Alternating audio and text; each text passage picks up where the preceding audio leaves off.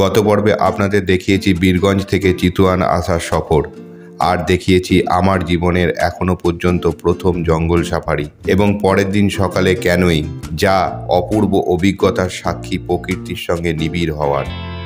সেই ভিডিও এখনও কেউ যদি দেখে না থাকেন তাহলে অনুরোধ করব প্লিজ দেখে নেবেন। আমি ডেসক্রিপশন বক্সে লিংক দিয়ে দেবো। আজ 24শে নভেম্বর, একটা সুন্দর সকাল। আমরা ক্যানোয়িং করে এসে তাড়াতাড়ি হোটেল থেকে চেক আউট করে বেরিয়ে পড়লাম। আজ আপনাদের দেখাবো চিতুয়ান থেকে লুম্বিনীর যাত্রা। গৌতম বুদ্ধের জন্মস্থান, একটি ধর্মীয় তীর্থস্থান যা নেপালের রূপান্তী জেলায় অবস্থিত। গৌতম বুদ্ধ বৌদ্ধ ধর্মের 24তম বুদ্ধ। তার হাত ধরে বৌদ্ধ ধর্মের প্রবর্তন হয়। তিনি সমাজে শান্তির এক নতুন পথ দেখিয়েছিলেন। সেই সমস্ত গল্প থাকবে আজকের ভিডিওতে। চলুন তাহলে শুরু করা যাক। আমি পড়তে পারছিলাম না, আমার পিছনে লেখা আছে তিনচুলি। ছোট গাড়ি কন্ডাক্টর চেপেছে, দেখুন ঝুলে ঝুলে যাচ্ছে। পুরো দুলছি, দুলতে দুলতে যাচ্ছি। এই আসছে রুই মাছ।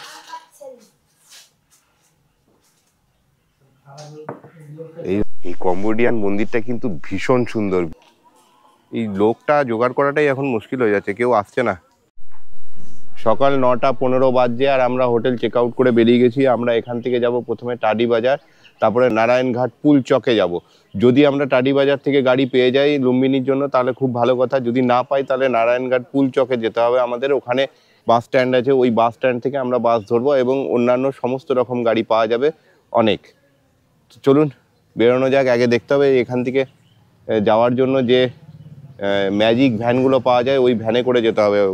অটোকে আমি একটা জিজ্ঞাসা করলাম, অটো ভাড়া টাডি বাজার পর্যন্ত চাইছে 300 NP, আর ওই যে গাড়িগুলো ম্যাজিক গাড়িগুলো ওগুলোতে 40 টাকা করে ভাড়া নেয়। তো সেই হিসাবে আমাদের ওটাই সুবিধা হবে, তাই জন্য আমরা অপেক্ষা করছি যে কখন ম্যাজিক গাড়ি আসবে। ম্যাজিক গাড়িতে চেপে গেছি আর আমার সিট হয়েছে একটা মোড়ায়। যাই হোক, এই যে সবাই হ্যালো,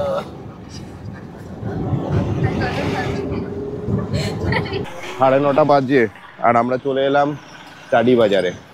এবার এখান থেকে আমাদের পুলচক যেতে হবে, কিন্তু তার যাওয়ার আগে আমাদের দুটো কাজ করতে হবে। এক, ব্রেকফাস্টটা ভাবছি করে নেবো আজকে, আর 2 নম্বর একটা সিম নিতে হবে। যদিও হোটেলে সব জায়গায় ওয়াইফাই কাজ করছে, তো সিমের অমনিভাবে প্রয়োজনীয়তা নেই, কিন্তু আমাদের নিজেদের দরকারে বাড়ির সঙ্গে মাঝে মাঝে যোগাযোগ করার জন্য, বা কোনো গাড়িওয়ালা যদি থাকে বা অন্য কেউ থাকে হোটেলওয়ালা, তাদেরকে ফোন করার জন্য আমাদের একটা এখানকার সিম দরকার। তো এই সিমটা একটা নিয়ে নিই। এরকমভাবে আঙুলের ছবি নিতে হয় সিম নিতে গেলে। আমরা সিম একটা নিয়ে নিলাম। টোটাল 300 টাকা লাগলো। 199 টাকা আনলিমিটেড 7 দিনের জন্য ডেটা, আর 100 টাকা সিমটার জন্য, যাতে 40 মিনিট টক টাইম এনসিল টু এনসিল। ঠিক আছে, আমাদের জন্য এনাফ, এটাতেই চলে যাবে। ওই জাস্ট টাডি বাজারের মোড়, আর এইখানে হচ্ছে সিমের দোকান। আমরা এখান থেকে সিম কালেক্ট করে নিলাম। এবার একটা কাজ হলো, 2 নম্বর কাজ বাকি, যেটা হচ্ছে এবার কিছু খাবার খেতে হবে, কারণ 4-5 ঘন্টা লাগবে বললো লুম্বিনী যেতে। রাস্তা খুব খারাপ। সামনেই কিন্তু এটিএম আছে, যা এটিএমে আপনি টাকা তুলতে পারেন যদি ইন্টারন্যাশনাল এটিএম আপনি করে নেন তাহলে। টান্ডি বাজারের সেই রাইনো, আর এইখানেই হচ্ছে দোকান হিমচুলি। এটা কি লেখা রয়েছে, যাই হোক এই দোকানটা হিমচুলি। এই দোকানটা, এইখানে আমরা এখন খাবো জলখাবারে আমরা পুরি আর সবজি। প্লেটে থাকবে 4 পিস পুরি, আর থাকবে তার সঙ্গে কোনো ডালের সবজি দেখলাম, আর একটা জিলাপি, বেশ বড় জিলাপি। এটা আমরা এখন ব্রেকফাস্ট করব। তারপরে এখান থেকে যাব এই যে ম্যাজিক গাড়ি, এরকম ম্যাজিক গাড়ি ধরে যাব পুলচকে গিয়ে ওখানে আমাদের যে বাস স্ট্যান্ড আছে ওখান থেকে আমরা বাস ধরবো। আমি পড়তে পারছিলাম না, আমার পিছনে লেখা আছে তিনচুলি সিট হাউস, আর আমি পড়ছিলাম সুইট, তো লেখাই নেই কোথাও। যাই হোক, একটু প্রোনাউন্সিয়েশন আলাদা আছে তার জন্য সিট হাউস লেখা। যাই হোক, ঠিক আছে, ভুলচুক মাফ করবেন। দেখুন এখানে কী কী মিষ্টি পাওয়া যায়, বেশ ভালোই মিষ্টি আছে এখানে। এটা তো প্যারা টাইপের, আর এইরকম মিষ্টি আমাদের ওখানে দেখা যায়, ওখানেও দেখা যায় এরকম মিষ্টি। তার সঙ্গে এরকম ভুজিয়া আছে। ये मिठाई क्या छाने से बनता है? ये मिल्क आइटम है सब ये गाय और भैंस का मिल्क है या पाउडर मिल्क से बनता है? ये भैंस का मिल्क, पाउडर नहीं आता है। ओके, তো মিষ্টির স্বাদ কিন্তু পাবেন এখানে। 4 পিস পুরি গরম গরম, একটা জিলাপি, আর এখানে একটা সবজি আছে, ওপর থেকে বাঁধাকপি ছড়ানো, এটা ঘুগনি টাইপের। এর দাম 120 টাকা। আটা ময়দা মিক্সড আছে।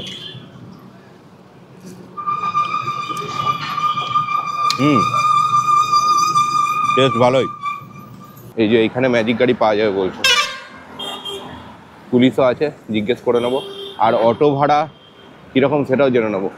ভুল করেও কিন্তু আপনারা অটোতে করে আসবেন না এখানে, অটো ভাড়া কিন্তু প্রচুর, দুজন যায়, প্রচুর টাকা ভাড়া নেয়। আমরা গতকাল এসেছিলাম 900 নেপালি দিয়ে একদম সরাহা পর্যন্ত। তো আজকে আমরা দেখলাম যে ম্যাজিক গাড়ি পর্যন্ত এই টাডি বাজার এলাম 40 টাকা। আর এনারা যা বললো, আবার ম্যাজিক গাড়ি করে যদি আমরা ওই পুল চকে যাই তাহলে ওর ভাড়া 50 টাকা। তো 90 টাকায় হয়ে গেছে, সেটাকে আমরা দিয়েছি 900 টাকা। চিন্তা করুন। চলো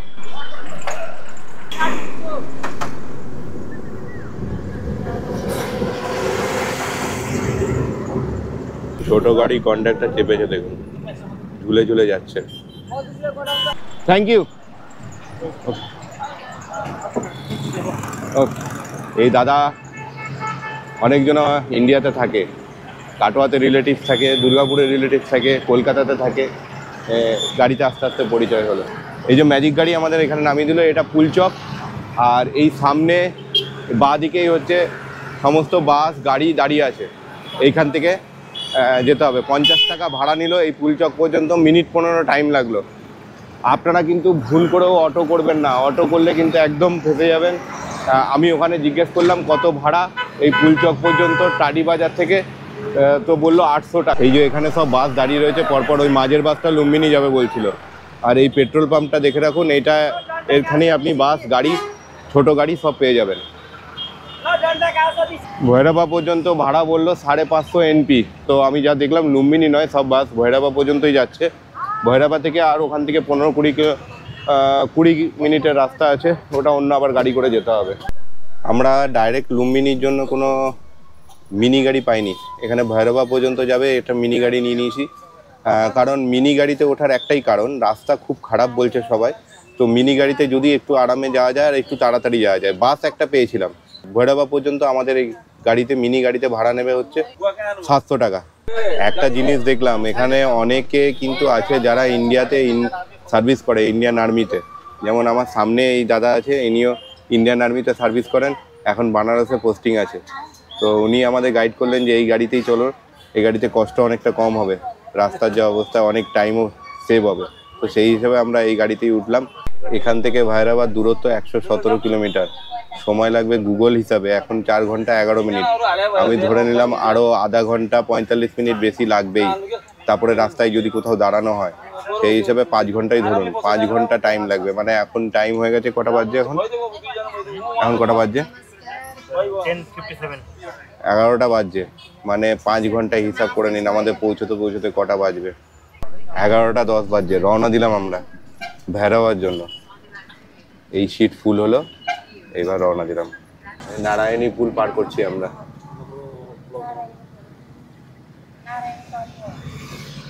নারায়ণী পুলের ধারে মেলা বসেছে।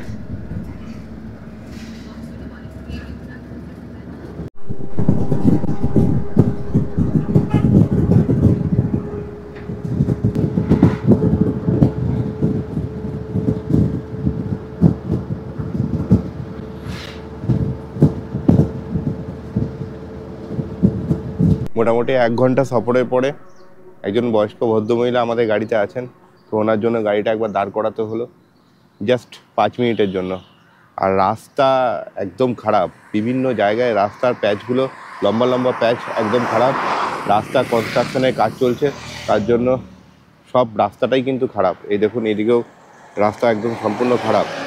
এই সিঙ্গেল রোড, এই রাস্তা চওড়ারই কাজ চলছে এখানে। দুদিকে জঙ্গল, সুন্দর রাস্তা, কিন্তু বিভিন্ন প্যাচগুলো যেগুলো আছে বড় বড় প্যাচ, সেগুলো একদম খারাপ। এই দেখুন, এইরকম হচ্ছে রাস্তা, পুরো দুলতে যাচ্ছি। আর এইরকম রাস্তায় আমরা এই গাড়ি ডিসিশন নিয়ে খুব ভালো করেছি। বাসে যদি যেতাম তাহলে আরও অনেক বেশি কষ্ট হতো। এইরকম অফ রোডে আমরা কিন্তু লম্বা সফর কখনো করিনি। যেমন ধুলো যেরকম রাস্তা খারাপ। জয়ন্ত আগে কখনো করেছিস এরকম? শর্ট জার্নি করেছি। এরকম রাস্তা খারাপ জীবনে কিন্তু এরকম লং জার্নি আমরা করিনি। আর সেই রকম ধুলো। কোথায়? হ্যাঁ, স্পিতি ভ্যালিতে আমরা করেছিলাম। তাও সেই রাস্তা অনেক অংশে ভালো ছিল এর থেকে। এটা যেরকম খারাপ, বাপ রে বাপ। অবস্থা দেখুন কি অবস্থা। তো ধুলো খেলি, ধুলো খেয়ে অবস্থা খারাপ। মাঝে মাঝে ড্রাইভার গাড়ি দাঁড় করে দিচ্ছে, সামনে কিছু দেখতে পাচ্ছে না, এত ধুলো। এখনো কতটা রাস্তা খারাপ আছে জানি না। এখনো 41 কিলোমিটার বাকি। এইবার একটু রাস্তা ঠিক হয়েছে, এবার রাস্তাটা পরিষ্কার। মাঝে মাঝে খারাপ আছে তাও, কিন্তু ধুলোটা আর নেই। 3:50 বাজে আমরা ভৈরবা পৌঁছালাম। আর এখান থেকে একটা অটো আমরা ঠিক করেছি। এখন আমরা যাচ্ছি মায়াদেবী মন্দিরের দিকে। ওখানে আমরা ঘুরে দেখব এবং তারপরে আমাদেরকে আবার হোটেলে ছেড়ে দেবে। প্রথমে আমরা যাব হোটেলে, তারপরে মায়াদেবী টেম্পল এবং ওই চত্বরটা ঘুরে দেখব, তারপরে আবার আমাদের হোটেলে ছেড়ে দেবে। এর জন্য আমাদের সঙ্গে ডিলিংস হয়েছে 700 আইসি। আমরা যা হিসাব করে দেখলাম তো 1120 টাকা এনপি। তো দেখা যাক এখন কতক্ষণে পৌঁছায়। এখান থেকে প্রায় আধা ঘন্টা রাস্তা, মানে মোটামুটি 4:30 নাগাদ আমরা পৌঁছাবো। তারপরে ওখানটায় ঘুরবো। 5:30টার সময় আবার মন্দির বন্ধ হয়ে যায়। সব কিছু কেমন করে হবে জানি না, একটু দেরি হয়ে গেল। এটাই হচ্ছে ভৈরবা চক। আমাদের ঠিক ওই জায়গাটাতে নামিয়েছিল।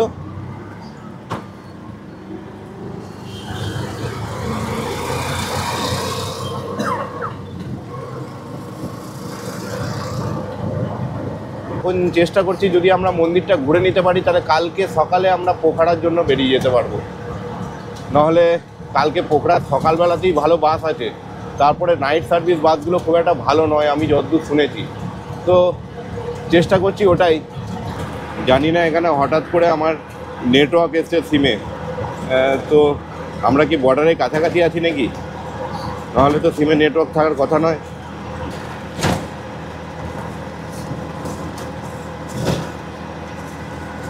অটোওয়ালা দাদাও খুব তাড়াতাড়ি গাড়ি চালাচ্ছে আমাদের জন্য। আমরা আবার একটু ডিসিশন চেঞ্জ করলাম। ভৈরবা থেকে লুম্বিনী 25 কিলোমিটার, এই 23 কিলোমিটার। আর এই 23 কিলোমিটার আসতে মোটামুটি আমাদের আধা ঘন্টার ওপর সময় লেগে গেল।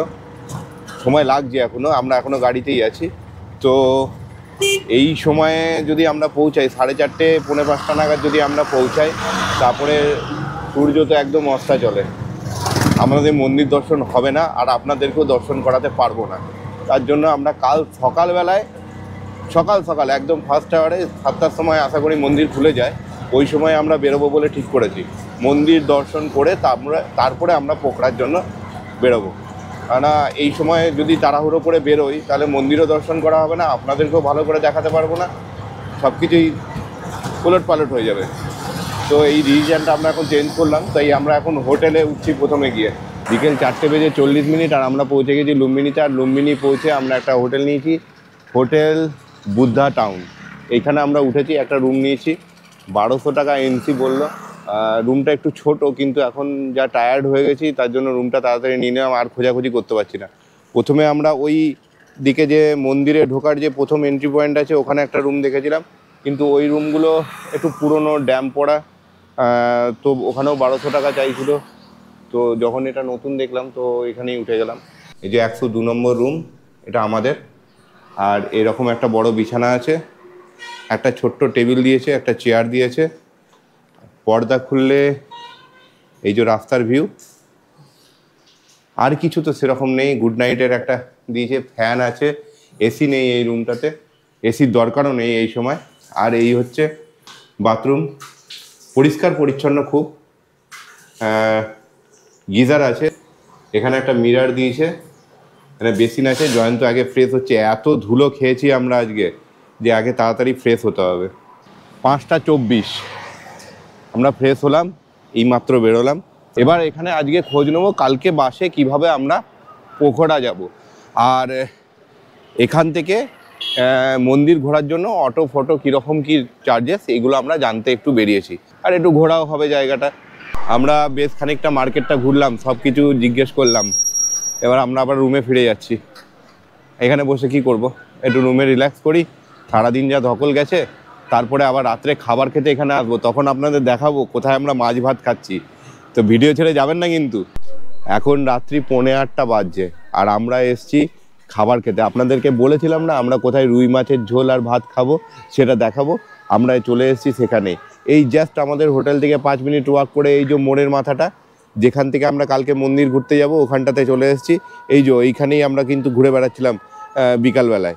আর এইখানেই একটা হোটেল আছে, এই যে লুম্বিনী পিস রেস্টুরেন্ট, এইখানে আমরা চলে এসেছি। এই হোটেলে হচ্ছে রুই মাছের ঝোল আর ভাত আমরা বলেই গেছিলাম যে খাবো, আমরা 8টা নাগাদ আসবো, চলেও এসেছি আমরা। এখন আপনাদেরকে দেখাবো ভেতরে গিয়ে কি কি দিচ্ছে। আমাদের ডিনার চলে এসছে, এই হচ্ছে আমাদের ডিনার। গরম গরম ভাত, এটা অনেকটা মিনিকিট আর ক্রাউন চালের মাঝামাঝি। এখানে ফুলকপি আলুর তরকারি, একটা শাক ভাজা, এখানে একটা সবজি আছে যেটা বুঝতে পারছি না, গাজর পেঁয়াজ, এখানে এটা মটরশুঁটি সব মিক্সড করে, এইখানে একটা ভাজা এসছে, এখানে আচার, এটা একটা সবজি আছে কিসের সেটা খেয়ে দেখতে হবে, আর এই একটা সবজি। এখনো আমাদেরকে মাছ দেয়নি, যেটা রুই মাছ, এই আসছে রুই মাছ।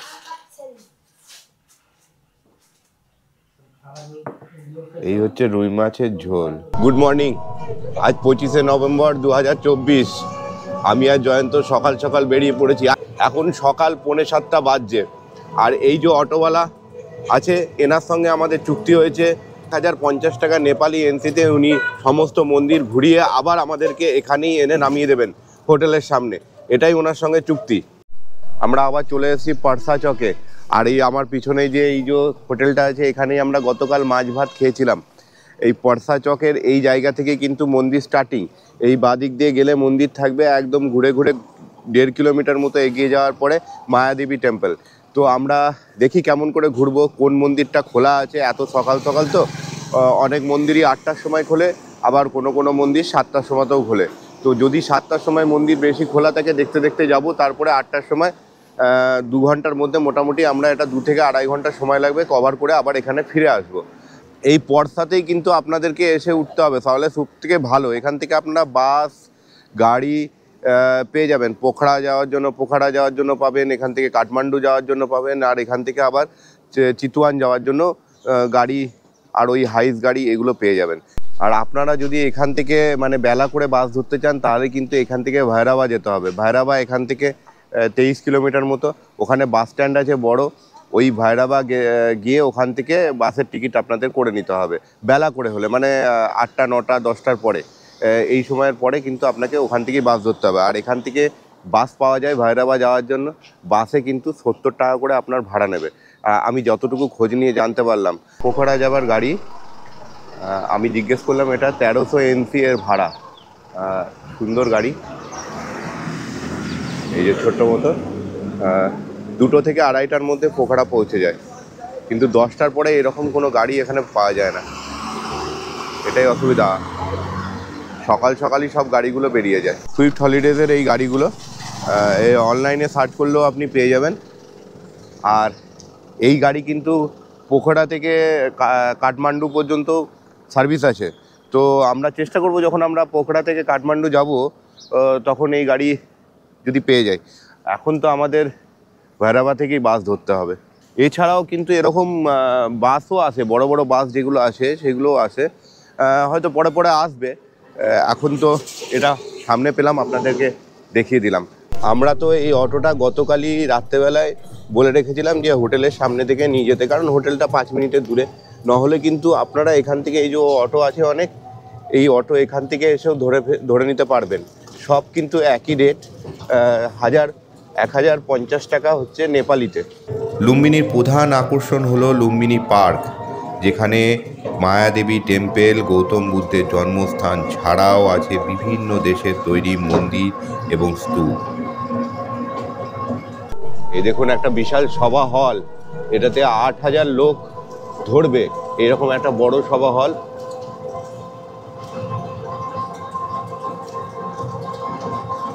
আমরা এখন যেখানে ফার্স্ট এসছি সেটা হচ্ছে জাপানের পিস পাগোডা, আর নেপালিতে এখানে বলে হোয়াইট টেম্পল।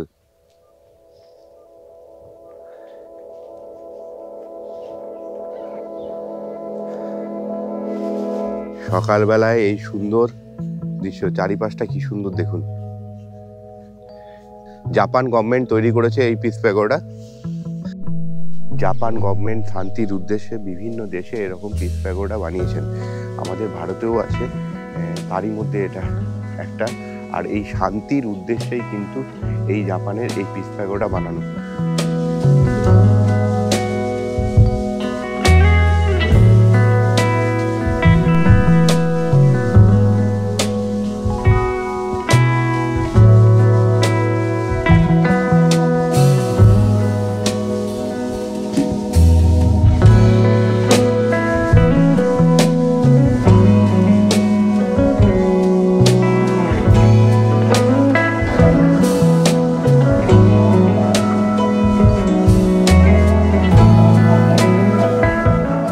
আমরা এসে গেছি এখন ইন্ডিয়ার তৈরি মন্দিরে। মহাবোধি সোসাইটি ইন্ডিয়ার তরফ থেকে তৈরি করা হয় এই মন্দিরটি।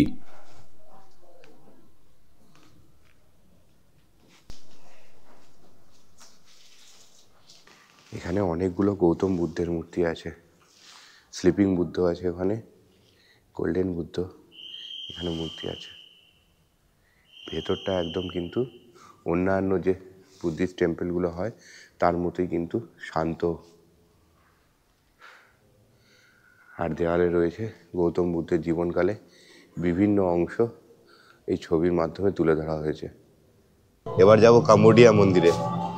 এই সমস্ত মন্দিরগুলো কিন্তু একটার থেকে আর একটা বেশ দূরে, আপনি কিন্তু পায়ে হেঁটে ঘুরতে পারবেন না, আপনাকে এরকম টোটো করতেই হবে। আমরা চলে এসেছি কাম্বোডিয়ান মন্দিরে। কাম্বোডিয়া গভর্নমেন্ট এই মন্দির তৈরি করেছে।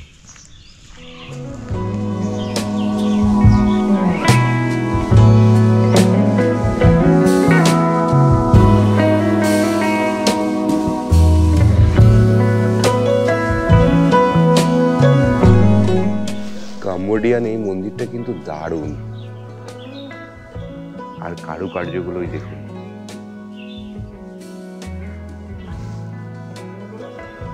ভিতরে একটা গাছ আছে, আর্টিফিশিয়াল গাছ, বোঝাই যাচ্ছে না আর্টিফিশিয়াল গাছ।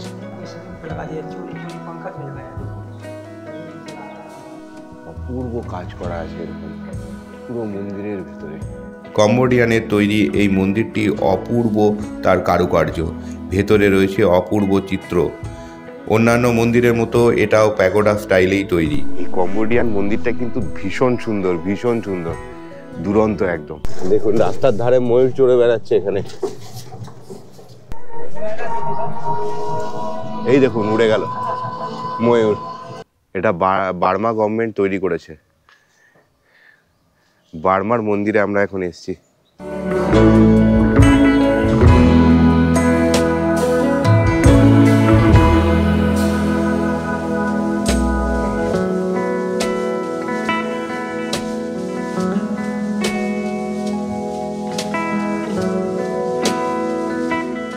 মায়ানমারের গোল্ডেন টেম্পল তৈরি হয়েছে 1996 সালে। এই গোল্ডেন টেম্পলের চারিদিকে রয়েছে স্তম্ভ এবং পার্ক।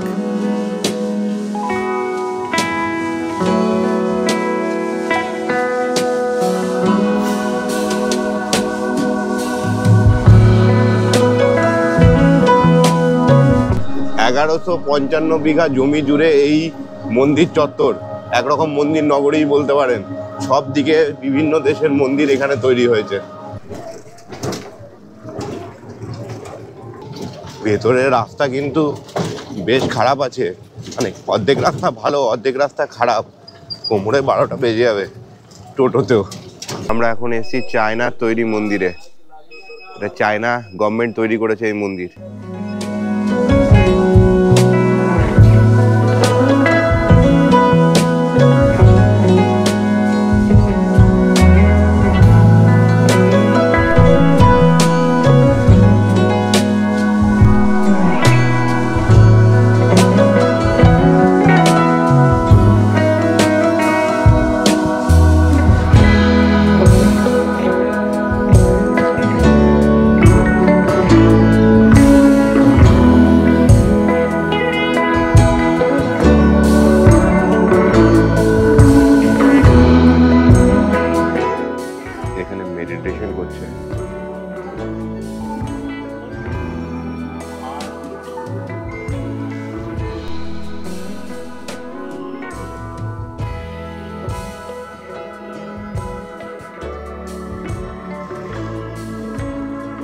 চায়নার তৈরি মন্দির দেখার পর উল্টো দিকে আমরা দেখে নিয়েছিলাম কোরিয়ান টেম্পল। নেপাল গভর্নমেন্টের তৈরি মন্দির। ভেতরে ফটো তোলা যাবে না, ভিডিওগ্রাফি ফটোগ্রাফি অ্যালাউ নয়। এই দরজা পর্যন্তই অ্যালাউ, তারপরে আর আমরা তুলতে পারবো না।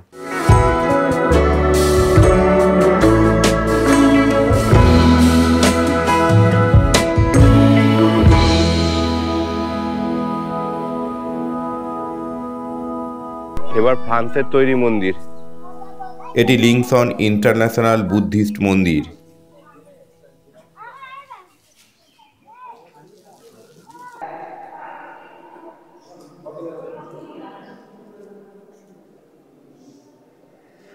এবার দেখবো জার্মানির তৈরি মন্দির। জার্মানি গভর্নমেন্ট তৈরি করেছে। এই মন্দির চত্বর ঘুরতে কিন্তু বেশ সময় লাগবে, মোটামুটি 2.5 থেকে 3 ঘন্টা লেগে যেতে পারে। সেই রকমভাবে আপনারা হাতে সময় নিয়ে আসবেন। এই টোটো ছাড়াও কিন্তু অন্য আপনারা ক্যাব করেও ঘুরতে পারেন।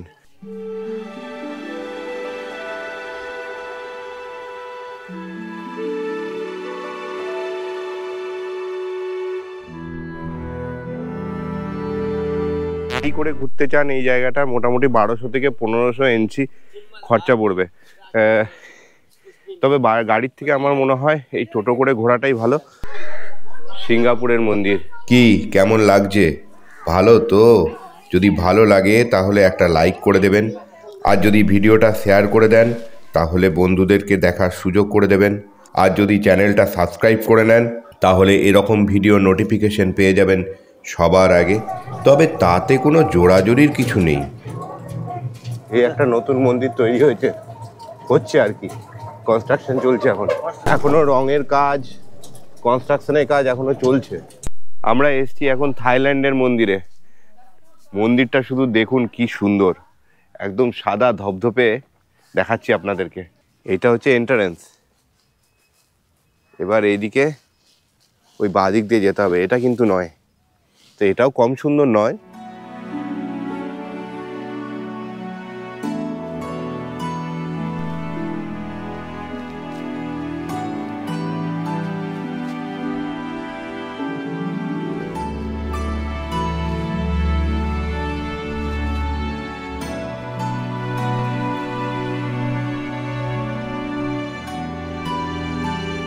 আর ব্যক্তিগতভাবে আমার এই মন্দিরটা সব থেকে বেশি ভালো লেগেছে, সাদা ধপধপে, দারুণ লাগছে। আমরা এখন চলে এসেছি মায়াদেবী মন্দিরে।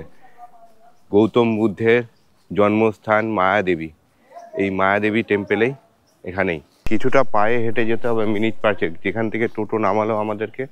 তারপরে এই যে এখানে টিকিট কাউন্টার, জয়ন্ত টিকিট করতে যাচ্ছে।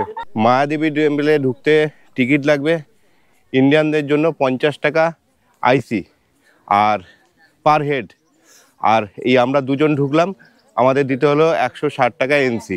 মায়াদেবী মন্দিরের ভেতরে কোনো রকম ক্যামেরা অ্যালাউ নয়, তবে বাইরে ছবি তোলার জন্য ক্যামেরা নিয়ে প্রবেশ করলে আপনাকে দিতে হবে 100 টাকা এনসি। এই মায়াদেবী টেম্পলের এই চত্বরটা ইউনেস্কো ওয়ার্ল্ড হেরিটেজ সাইট। এই হচ্ছে মন্দির। মনে করা হয় খ্রিস্টপূর্ব 623 খ্রিস্টপূর্বাব্দে গৌতম বুদ্ধ এখানেই জন্মগ্রহণ করেন। মায়াদেবী মন্দিরের মধ্যে একটি শিলা আছে, ঠিক ওই জায়গাতেই গৌতম বুদ্ধ জন্মগ্রহণ করেছিলেন বলে মনে করা হয়। শাক্য বংশে জন্মগ্রহণ করেন গৌতম বুদ্ধ। শুদ্ধোধন ছিলেন তার বাবা এবং মা মায়াদেবী ছিলেন কলিয়ান রাজকন্যা।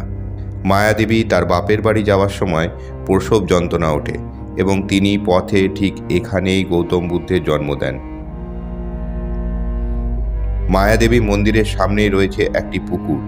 এই পুকুরে গৌতম বুদ্ধের জন্মের পর মায়াদেবীকে স্নান করানো হয়। এখানে একটি অশোক স্তম্ভও আছে। 249 খ্রিস্টপূর্বাব্দে বুদ্ধের জন্মের 300 থেকে 400 বছর পরে স্থাপন করা হয় এই স্তম্ভ। সম্রাট অশোক বৌদ্ধ ধর্মে ধর্মান্তরিত হয়েছিলেন এবং অহিংসার জন্য নিজের জীবনযাপন করেছিলেন। এখানে বুদ্ধের জন্ম হয়েছিল। সম্রাট অশোকই প্রথম বুঝতে পেরে একটি পাথরের স্তম্ভ স্থাপন করেন। আমরা এখন মায়াদেবী টেম্পল দেখিয়ে জাস্ট বেরোলাম, এখন 9:45 বাজছে। আর এই যে পিছনে হচ্ছে বোট, এই বোটে করে কিন্তু ওই মুখ পর্যন্ত যাওয়া যায়। কিন্তু এখন সমস্যা হচ্ছে আমরা দুজনই আছি, এখানে 6জন 8জন করে এই বোটে নেয়।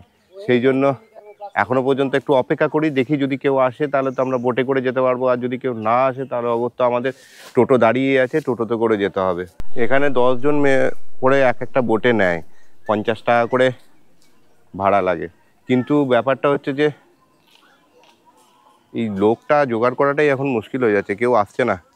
একটা বোট আসছে, যদি ও আমাদেরকে নিয়ে যায় তো ভালো কথা, নাহলে আমাদের আবার টোটো করেই ফিরতে হবে, কারণ আর এখানে ওয়েট করা যাবে না। আমরা এরপরে কিছু ব্রেকফাস্ট করব, জলখাবারটা খেয়ে আমরা পোখরা যাব, তো পোখরা যেতে অনেকক্ষণ টাইম লাগবে।